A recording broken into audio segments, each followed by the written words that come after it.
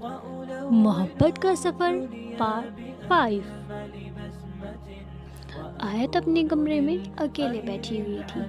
تبھی الہان کے بابا آیت سے کہتے ہیں، آیت بیٹے تم اکیلی نہیں ہو، ہم سب تمہارے ساتھ ہیں۔ تبھی الہان آیت سے کہتا ہے، آیت میں جانتا ہوں کہ تم اس وقت بہت زیادہ تکلیف میں ہو، تمہارے درد کا احساس میں کر سکتا ہوں، لیکن ایک بار اپنے ماں باپ کی آخری خواہش کے بارے میں سوچو۔ وہ دونوں چاہتے تھے کہ ہم دونوں کا نکاح ہو۔ آیت میں تم سے نکاح کرنا چاہتا ہوں، لیکن اگر تمہاری مرضی نہیں ہے تو میں ساری زندگی تمہارا انتظار کرتا رہوں گا۔ اتنا کہہ کر الہان وہاں سے چلا جاتا ہے۔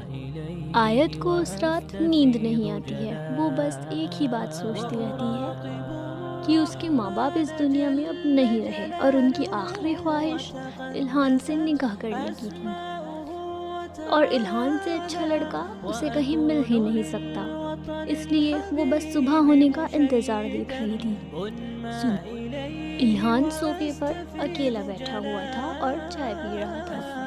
تبھی آیت اس سے تھوڑا دور ہو کر بیٹھتی ہے اور کہتی ہے، الہان میرا اس دنیا میں اب کوئی بھی نہیں ہے، اگر تم مجھے جیسی ہوں ویسا ہی اپنا لو گی تو میں تم سے نکاح کرنے کے لیے تیار ہوں۔ الہان کے چہرے پر تو اسمائل آ گئی تھی، وہ اپنی خوشی کو چھپا نہ سکا، اور تبھی الہان آیت سے کہتا ہے، آیت میں تمہیں ہر حال میں اپنانے کے لیے تیار ہوں۔ کچھ دنوں بعد بہت ہی زیادہ سادگی سے دونوں کا نکاح ہو جاتا ہے۔ فائنلی وہ دن آ ہی گیا جس دن کا بے صبری سے دونوں کو انتظار تھا۔ آیت اکیلے بیٹھی ہوئی تھی، تبھی الہان اس کے برابر میں آ کر بیٹھ جاتا ہے اور اسے گلے لگا کر کہتا ہے، ماشاءاللہ میری بیوی کتنی خوبصورت ہے، آیت تم اس دنیا کی سب سے خوبصورت لڑکی ہو اور میری بیوی بھی ہو۔ میں تم سے وعدہ کرتا ہوں تمہارے چہرے پر کبھی اداسی نہیں آنے دوں گا۔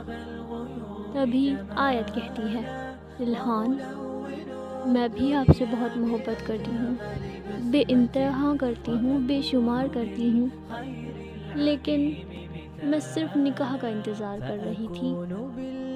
بے شک صبر کرنے والوں کے ساتھ اللہ ہوتا ہے۔ حلال میں اللہ تعالیٰ نے بہت زیادہ سکون دیا ہے،